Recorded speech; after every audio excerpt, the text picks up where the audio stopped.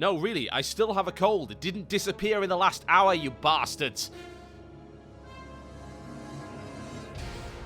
My name is TotalBiscuit, and I suck at Starcraft 2. Wait a minute, didn't we just do this? Well, I suppose we're going to have another video. So, this is the final video in a series of 5 fights that I did against Malvu on that one fateful evening.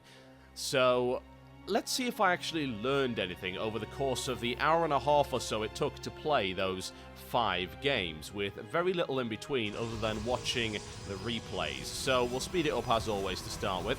He's got his gateway up.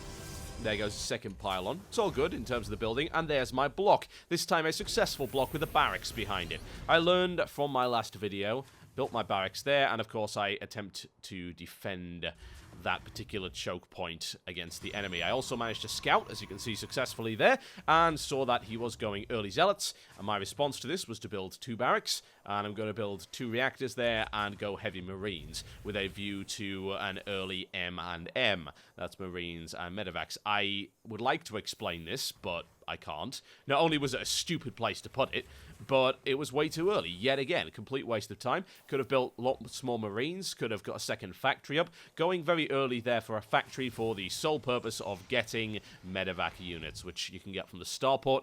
Requires the building of a factory first. My economy's looking pretty solid right now. It's like, look at the units here.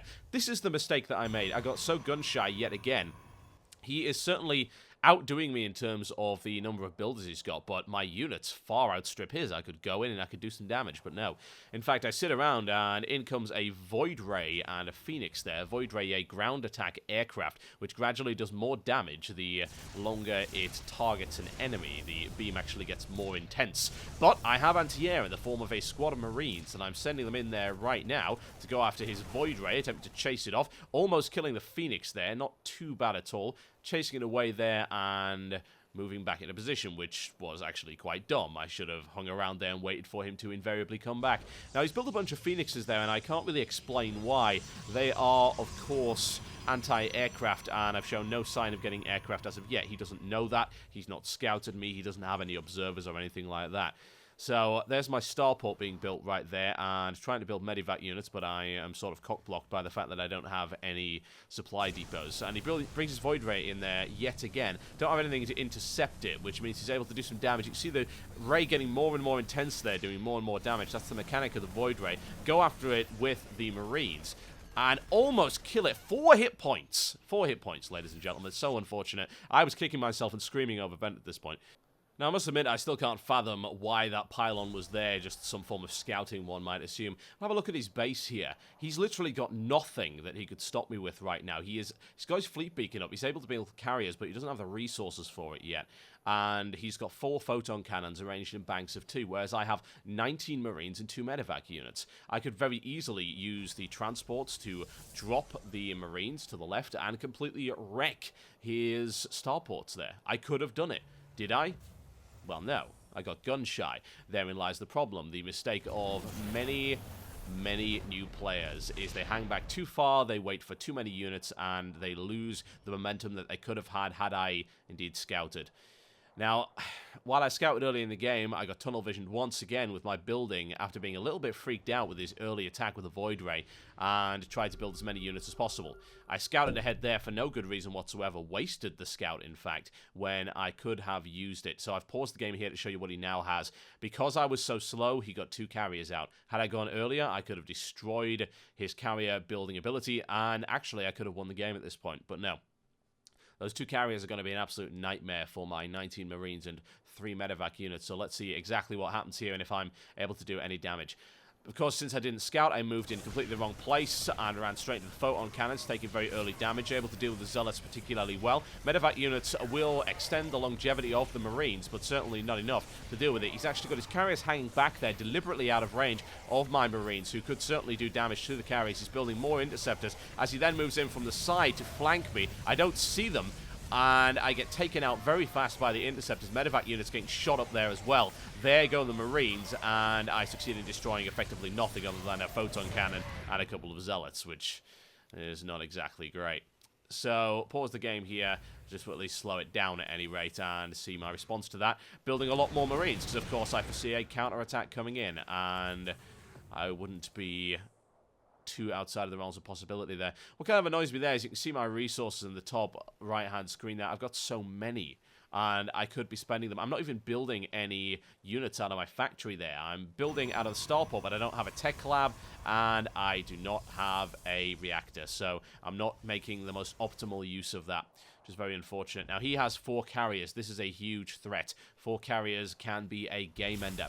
Do I have enough to fend it off? Well, right now I've got a Viking, which is a nice anti-air unit, 3 medevac units, and 23 Marines, building an awful lot more of them. That might be enough, but we shall see. Now, moving in there to intercept, and you see the complete mess that's being made of the carriers there. A lot of damage being done. I lost a bunch of Marines. So let's rewind it and show you this in a little bit slower motion so we can demonstrate just exactly what happened here. To be fair, that was a reasonable trade there. 2 carriers for around 20 or so Marines. Let's see what happens. We'll get the speed up just right, and you can see them there on the minimap moving in, slow it down a little bit, and in come the carriers. One is already at half health from the damage I did to it in the base. Moving the carriers in there, trying to avoid my Marines, but I have spotted them moving the Marines in there. He's trying to run away. I am able to catch up. He deploys his interceptors, and I start focusing fire on the lead carrier, which folds like paper. And a second one going down there as well, losing an awful lot of Marines, but I'm able to destroy the second carrier before all of my Marines go down. My Viking, unfortunately, for a lot of that fight, firing on the interceptors, which is a common mistake if you don't properly target your anti-air units. They can end up firing on those tiny little annoying fighters. And the Phoenix there attacking the Viking able to destroy the Phoenix, and then gets wiped out by Zerga fighters after that. I literally have nothing to destroy them with here other than one air turret, which is out of range of the actual carriers themselves. So I'm building as fast as I can, Vikings and Marines to try and drive him away there, even deciding perhaps to move the Marauders in there just as a little bit of cannon fodder. I lose a couple of buildings there, nothing major, a little bit of production, could be an awful lot worse there. Starting to chase him down with a squad of 4 Marines there, move in there after the carriers, losing the Marines to the carriers, but I'm able to bring in additional Viking support, which moves in to attack the carriers directly, and Marines moving in there from the top, nailing and boxing in that one carrier as the last carrier gets shot to pieces by that small squad of Marines there, healed by the medevac, able to deal with the interceptors and drive that carrier away.